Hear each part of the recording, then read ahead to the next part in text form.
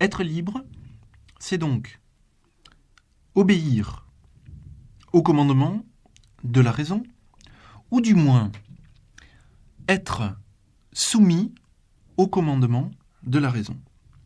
Mais la nuance est de taille, car cela signifie que être libre, c'est être libre pour le mal.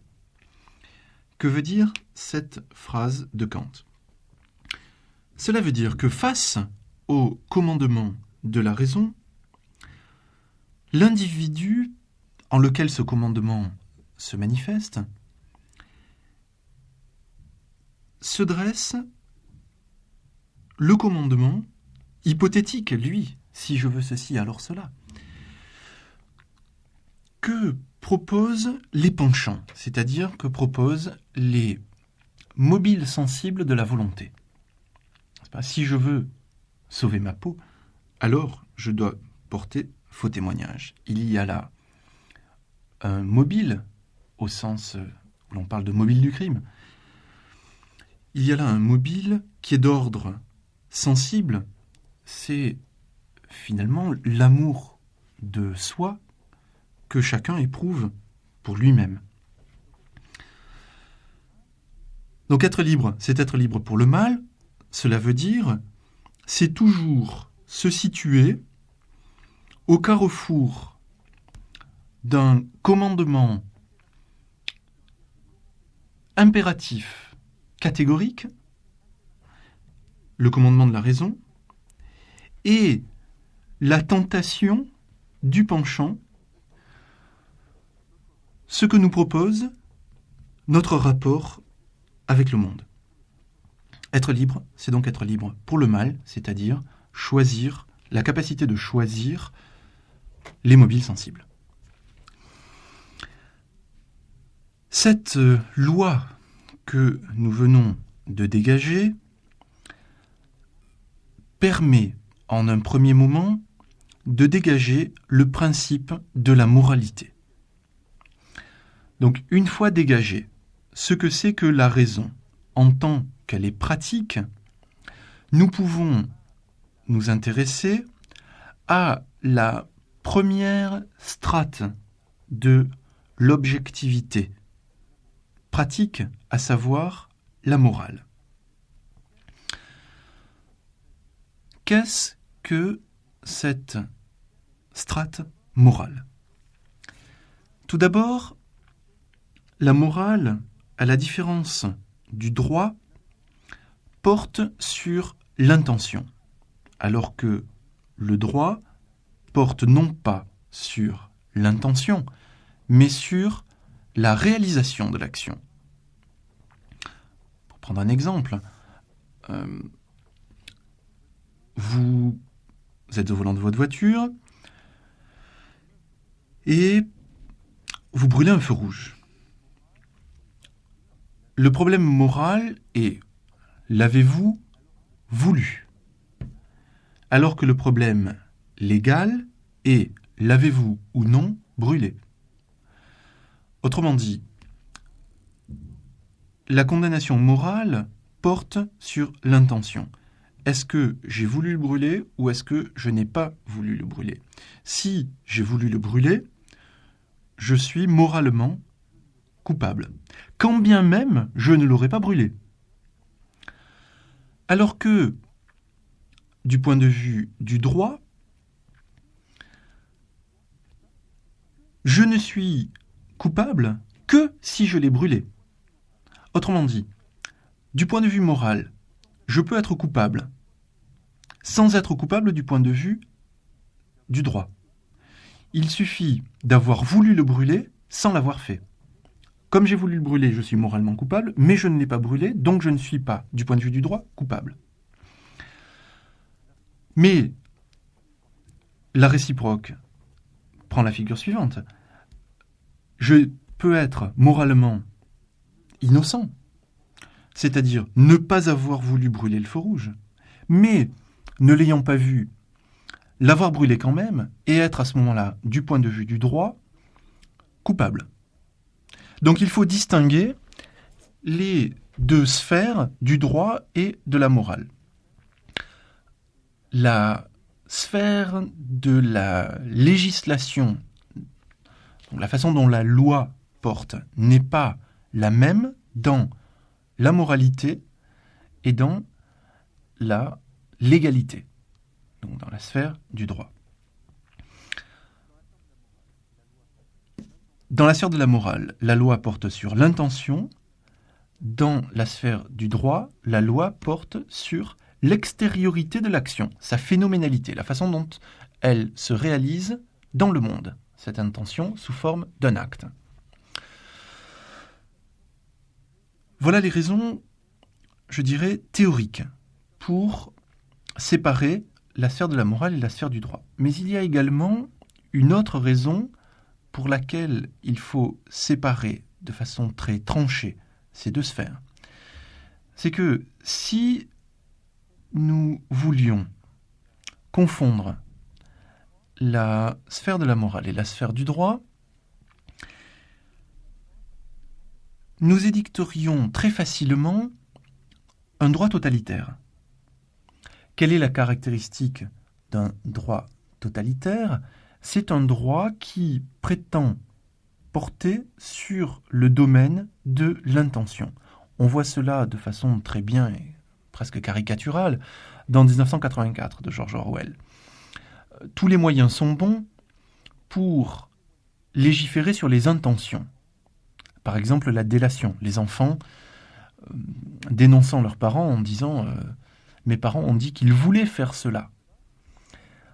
Donc, voulaient faire cela, cela témoigne de l'intention. Alors que le droit ne doit porter que sur l'action. C'est pas, vous pouvez très bien dire « je veux brûler le feu rouge », mais l'agent de police n'a le droit de vous verbaliser que si vous le brûlez effectivement. Et non pas pour simplement avoir décrété vouloir le brûler. Donc, il faut également distinguer la sphère de la morale et la sphère du droit, autrement dit, la sphère de ce que c'est que l'objectivité morale et de ce que c'est que l'objectivité légale, pour éviter de tendre à produire un système totalitaire du droit. Une fois que nous avons différencié ces deux sites, examinons le site de la moralité. Être moral, c'est tout d'abord un caractère ontologique. C'est ce caractère que possèdent les êtres qui sont confrontés à la distinction entre être et devoir être. Autrement dit, ce sont ces êtres pour lesquels il y a du choix, et le choix se situant entre obéir à la loi ou se laisser emporter par le penchant. Voilà quelle est la première caractéristique. Caractéristique donc ontologique, celle qui permet ce que l'on appelle le libre arbitre. Par ailleurs, dans la sphère de la moralité, je suis toujours seul face à moi-même. Si, en effet, nous avons affaire dans la moralité au domaine de l'intention, nous sommes les seuls à connaître nos intentions. Nous pouvons certes témoigner de nos intentions. Nous pouvons dire je voulais ceci ou j'aurais aimé cela, mais il ne s'agit là jamais que du témoignage de nos intentions. Ce que l'intention réelle était ou est, nous seuls le savons. Et nous seuls pouvons le savoir. Pour dire ça encore autrement, autrui n'est jamais certain et ne peut pas être certain de ce que furent nos intentions. Face à un acte, produit donc, nous pouvons bien dire « je ne l'ai pas voulu », mais nous seuls pouvons savoir si réellement, effectivement, nous l'avons voulu ou pas. Cela est important car cela permet de comprendre les difficultés qu'il y a dans les procès à remonter aux intentions des acteurs pour comprendre quelle est la nature de leur culpabilité. De quelqu'un qui a tué quelqu'un d'autre, on prend en un premier temps, puisqu'il s'agit du droit, simplement en compte l'acte. Quelqu'un a été tué et il semble que quelqu'un d'autre soit responsable. Donc, on commence par considérer l'acte. Mais, pour pouvoir juger de la nature de l'action, on va chercher à comprendre si cette action a été commise volontairement ou pas. Pourquoi est-ce que cela est important ? Parce que il peut tout d'abord s'agir d'un accident. Or, un accident, qu'est-ce que c'est ? C'est simplement le moment où nous agissons en tant qu'être de la nature. Quelqu'un qui tue quelqu'un d'autre par accident n'est pas plus responsable que la brique qui tombe d'un toit et qui tue quelqu'un.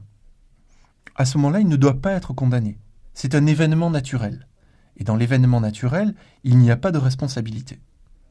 Ceci permet d'éclairer ce que c'est que la responsabilité morale. La responsabilité morale, c'est être considéré comme cause première de mon action.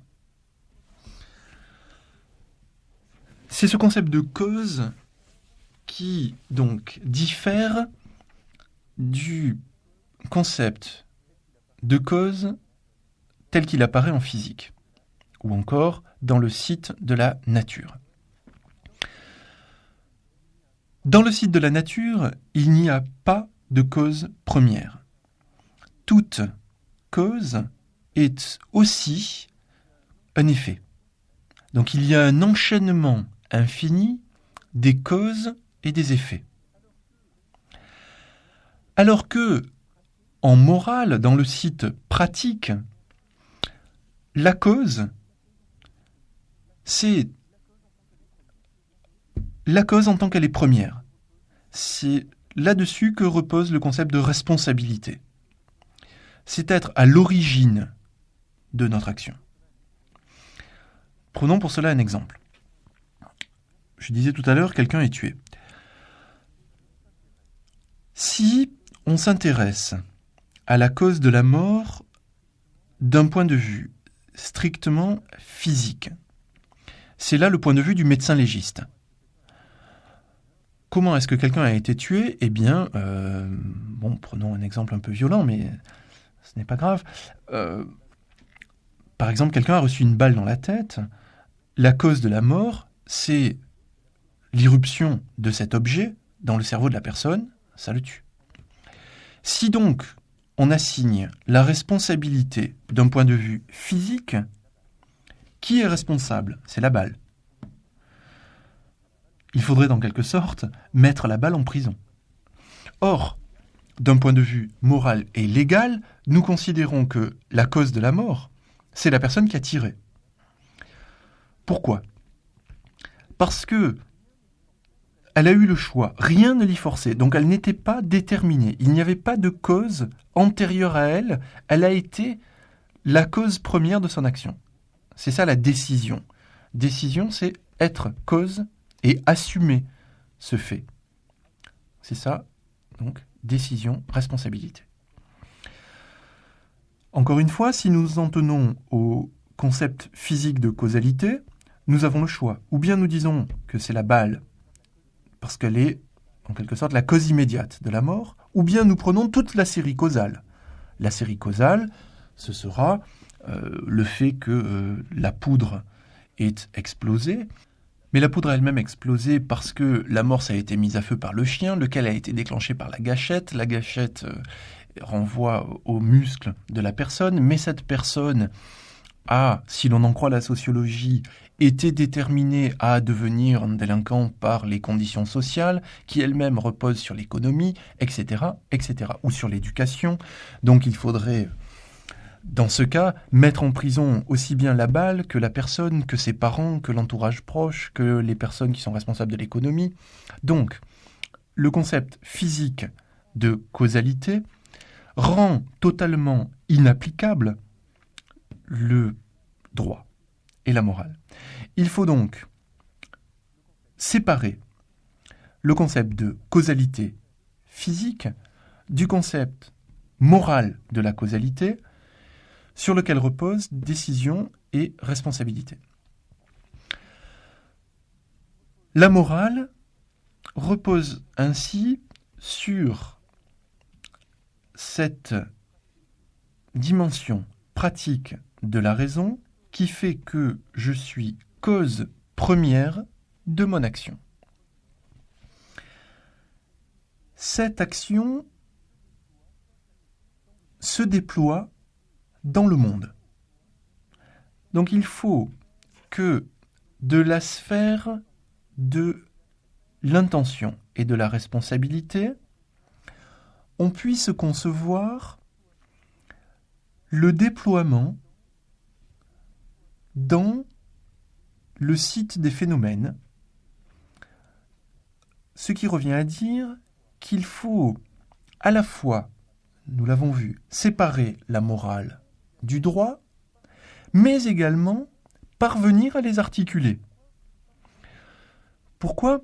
Bien parce que cette idée d'une cause première, ou encore cette idée selon laquelle la raison est ce qui nous permet de concevoir l'individu comme un individu responsable,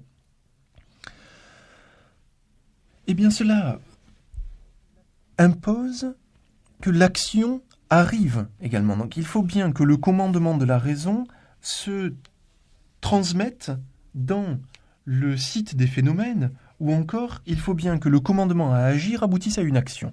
Et cette action va être soumise au droit. Donc il faut qu'il n'y ait pas de contradiction entre ce que la raison me commande dans la sphère morale et ce que la raison dans la sphère du droit naturel va autoriser comme action.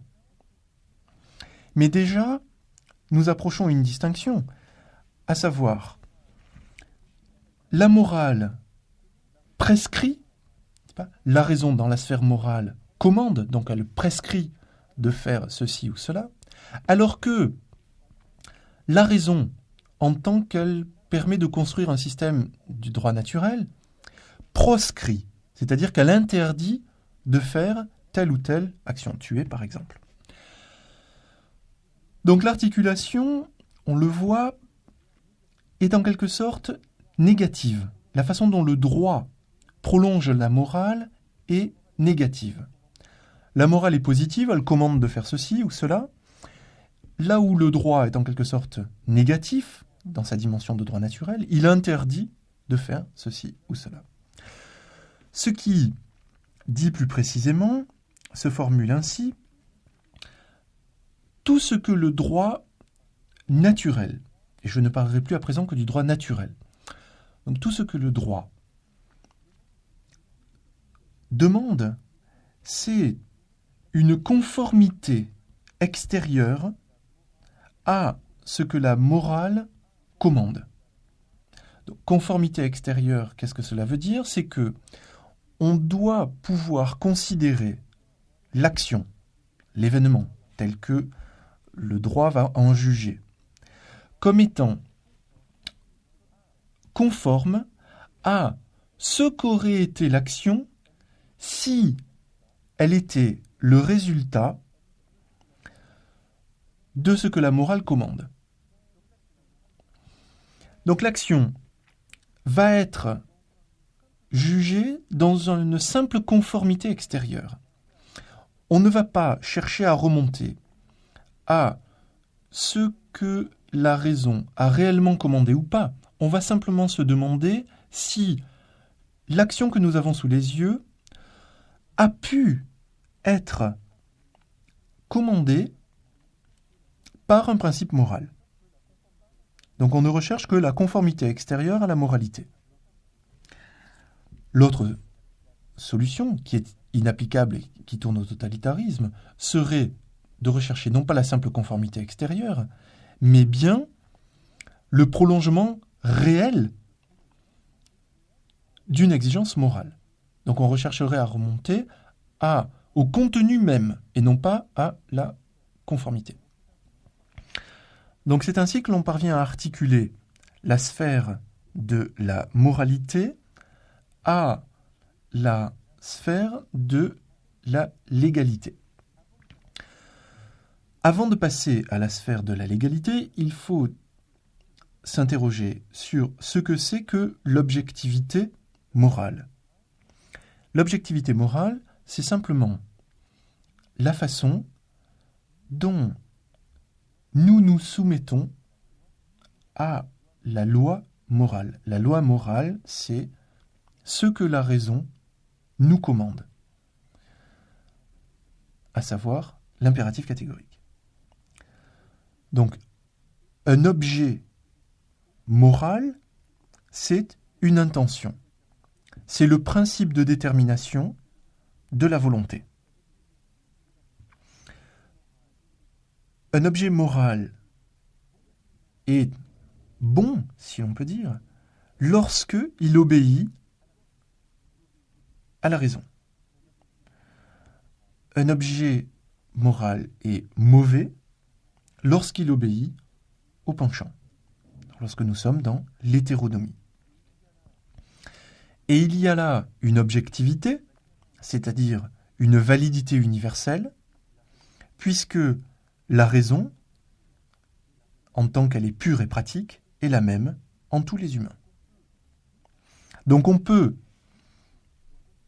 décider, mais chacun pour nous, puisque c'est du domaine de l'intention, si il y a bien là quelque chose comme un principe de détermination de la volonté qui est un bon principe.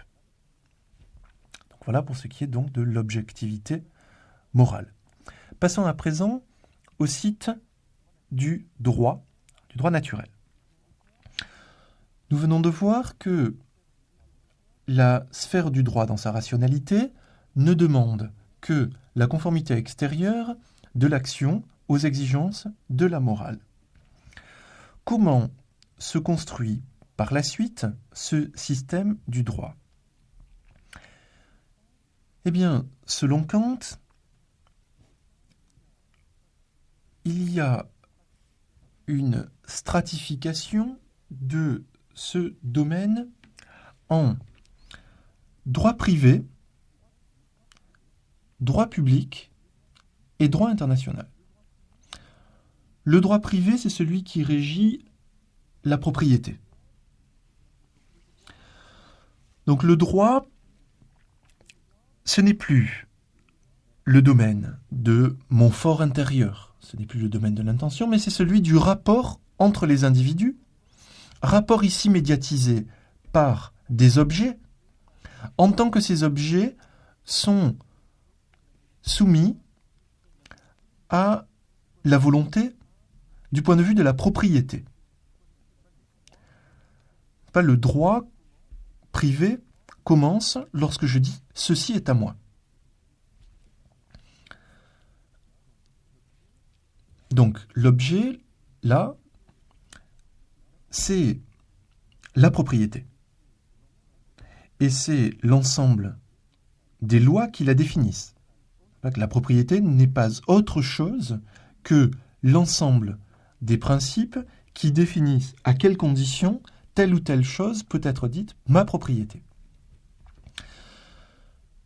Le droit public, c'est la sphère de l'État. Si vous préférez, c'est la Constitution. Donc on a là une sphère supérieure. Pourquoi ? Parce que cela va être la Constitution qui va englober les principes du droit privé. Donc, le droit public, c'est l'ensemble des lois rationnelles qui dictent la forme de l'État en tant que système juridique. Qu'en est-il du droit international ? Eh bien, c'est ce droit qui doit régir les rapports des États entre eux. C'est par exemple nécessaire pour le commerce. Lorsque des États font entre eux du commerce, il faut commencer par établir un droit de ces échanges entre les États. Donc d'une certaine façon, tout se passe un petit peu comme si, dans le droit international, les individus étaient les États eux-mêmes, et non plus les personnes. Donc c'est là, en quelque sorte, la dernière strate du droit. Y a-t-il une strate ultérieure où peut-on considérer un domaine qui englobe cette ultime sphère du droit? Hegel a voulu penser que l'histoire était une sphère qui englobait le droit international, mais on ne peut arriver à cette conclusion que si on s'intéresse au droit positif. Or, tout notre problème ici, dans le système kantien, repose sur le droit naturel, sur le droit dans sa légitimité universelle. Donc l'histoire, en tant que réalité des successions de constitutions, n'est pas une sphère supérieure au droit international. Est-ce que pour autant l'histoire appartient à la sphère de l'objectivité pratique? Oui.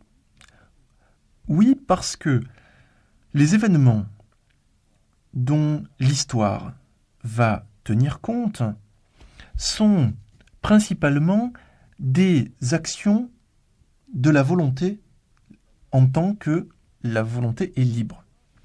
Donc l'histoire dépend bien du domaine de l'objectivité pratique.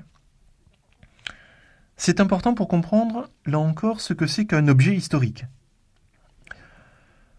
Car l'objet historique est en quelque sorte duel. C'est à la fois un objet théorique, lorsque par exemple nous avons à le dater par des moyens physiques, carbone 14, résonance atomique, etc., etc. Donc c'est à la fois un objet théorique, mais c'est aussi un objet pratique lorsqu'il s'agit de comprendre qu'est-ce qui a fait que les hommes agissent ainsi. Donc lorsqu'il s'agit de comprendre de la responsabilité des hommes dans l'histoire. Ce qui revient à dire que, au fond, l'histoire, c'est l'ultime prolongement des actions humaines en tant que leur premier ressort, c'est la raison en tant qu'elle commande. C'est, au fond, la loi morale.